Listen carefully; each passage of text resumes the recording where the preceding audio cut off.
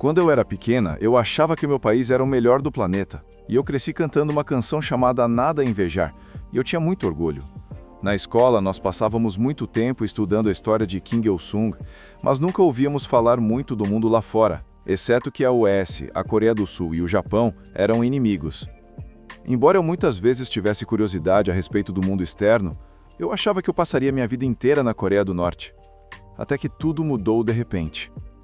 Quando eu tinha 7 anos, eu vi pela primeira vez uma execução pública. Mas eu achava que minha vida na Coreia do Norte era normal. Minha família não era pobre e eu, particularmente, nunca tive a experiência de passar fome. Mas um dia, em 1995, minha mãe chegou em casa com uma carta da irmã de um colega de trabalho. Dizia assim: "Quando você ler isso, todos os 5 membros da família não existirão mais neste mundo, porque nós não comemos faz 2 semanas. Estamos deitados juntos no chão e nossos corpos estão tão fracos que estamos prontos para morrer." Eu fiquei muito chocada. Esta foi a primeira vez que fiquei sabendo que pessoas no meu país estavam sofrendo. Pouco tempo depois, quando eu passava por uma estação de trem, eu vi algo terrível que não consigo apagar da minha memória. Uma mulher sem vida estava deitada no chão, enquanto uma criança magra e faminta em os braços olhava, desamparada, fixamente para o rosto da mãe. Mas ninguém os ajudava porque todos estavam muito concentrados em cuidar de si mesmos e de suas famílias. Uma vasta escassez de alimento atingiu a Coreia do Norte em meados da década de 1990. No fim das contas, mais de 1 milhão de norte-coreanos morreram durante o período de fome e muitos só sobreviveram comendo capim, insetos e cascas de árvores. Interrupções no fornecimento de energia elétrica também se tornaram cada vez mais frequentes, então tudo ao meu redor era completamente escuro à noite, exceto pelo mar de luzes na China, logo do outro lado do rio, perto da minha casa. Eu sempre me perguntei por que eles tinham luz e nós não. Esta é uma foto de satélite, mostrando a Coreia do Norte à noite, comparada com os países vizinhos.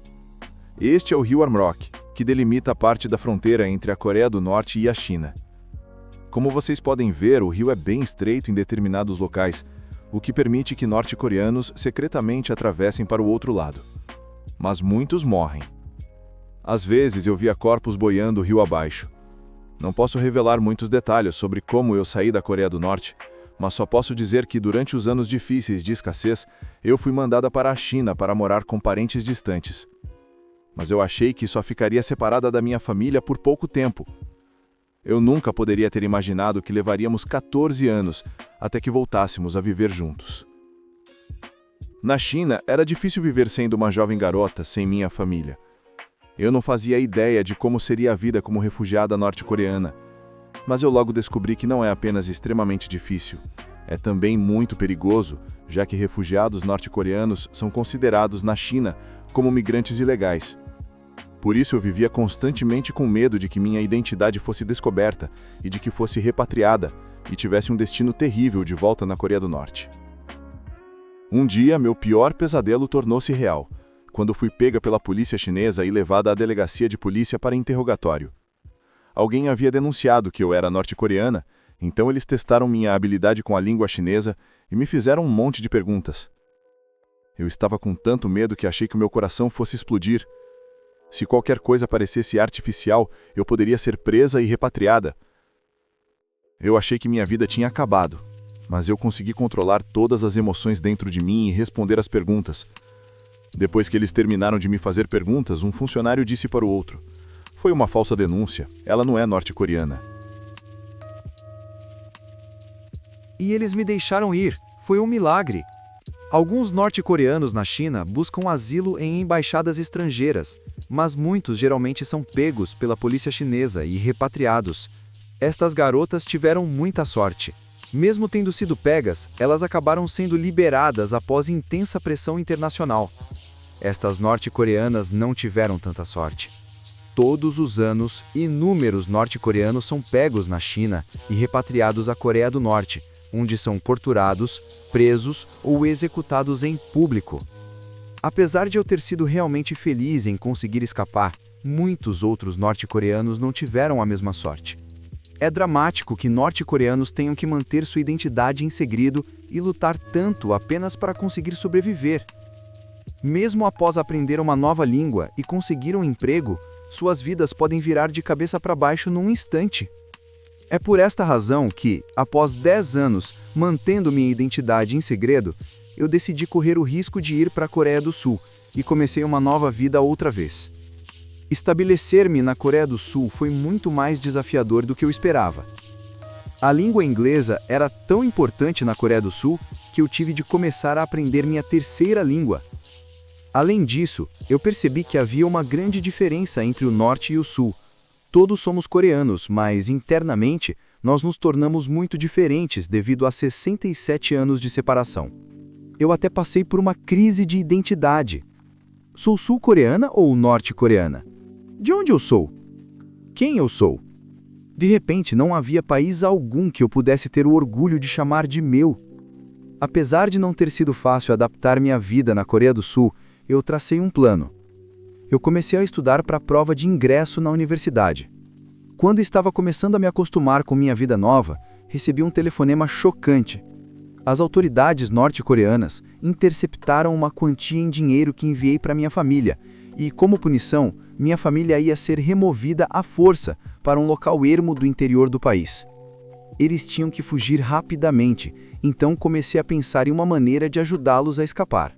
Os norte-coreanos têm de viajar distâncias incríveis a caminho da liberdade. É quase impossível cruzar a fronteira entre a Coreia do Sul e a Coreia do Norte, então, ironicamente, peguei um voo de volta para a China e fui em direção à fronteira com a Coreia do Norte. Já que minha família não sabia falar chinês, eu tinha que conduzi-los, de alguma forma, por mais de 3.200 quilômetros na China, em direção ao Sudeste Asiático. A viagem de ônibus levou uma semana e, por diversas vezes, quase fomos pegos. Uma vez, pararam nosso ônibus e um policial chinês entrou. Ele pegou a carteira de identidade de todos e começou a fazer perguntas. Como minha família não entendia chinês, eu achei que minha família seria presa. Quando o policial chinês se aproximou de minha família, eu me levantei por impulso. Nós conseguimos chegar até a fronteira com o Laos, mas tive de gastar quase todo o meu dinheiro para subornar os guardas da fronteira no Laos. Mas mesmo depois de termos atravessado a fronteira, minha família foi detida e presa por cruzar a fronteira ilegalmente. Depois que paguei multa e suborno, após um mês minha família foi liberada, mas logo em seguida minha família foi detida e presa novamente na capital do Laos. Este foi um dos piores momentos da minha vida. Eu fiz tudo para trazer minha família à liberdade, e chegamos tão perto, mas minha família foi lançada na prisão bem perto de chegar à embaixada da Coreia do Sul. Eu ia para lá e para cá entre o escritório da imigração e a delegacia de polícia, tentando desesperadamente libertar minha família, mas eu não tinha dinheiro suficiente para subornar ou pagar mais multas. Perdi toda a esperança. Naquele momento, ouvi a voz de um homem me perguntar: "O que foi que houve?" Eu fiquei muito surpresa que alguém completamente desconhecido se importasse em perguntar. Em meu inglês ruim e com um dicionário, eu expliquei a situação e, sem hesitar, o homem foi até o caixa eletrônico e pagou a quantia que faltava para que minha família e outros 2 norte-coreanos saíssem da prisão. Eu lhe agradeci de todo o meu coração e lhe perguntei: "Por que você está me ajudando?" "Eu não estou te ajudando", ele disse. "Estou ajudando o povo da Coreia do Norte." Eu percebi que este era um momento simbólico em minha vida. O gentil desconhecido simbolizava nova esperança para mim e para o povo da Coreia do Norte no momento em que mais precisamos, e ele me mostrou que a bondade de pessoas desconhecidas e o auxílio da comunidade internacional são verdadeiramente os raios de esperança que nós, o povo norte-coreano, precisamos. Por fim, depois de nossa longa jornada, eu e minha família nos unimos novamente na Coreia do Sul, mas alcançar a liberdade é apenas metade da batalha. Muitos norte-coreanos são separados de suas famílias, e quando eles chegam em um novo país, eles começam com pouco ou nenhum dinheiro. Então, podemos aproveitar o auxílio da comunidade internacional para educação, capacitação em língua inglesa, capacitação profissional e mais. Podemos ainda atuar como ponte entre as pessoas dentro da Coreia do Norte e o resto do mundo, porque muitos de nós mantemos contato com familiares que ainda estão lá e mandamos notícias e dinheiro, o que está ajudando a mudar a Coreia do Norte internamente. Eu tive tanta sorte, recebi tanta ajuda e inspiração em minha vida, que eu quero ajudar a proporcionar aos desejosos norte-coreanos uma chance de progredir com ajuda internacional. Eu tenho certeza de que vocês verão cada vez mais norte-coreanos tendo êxito em todo o mundo, inclusive no palco do TED. Obrigado.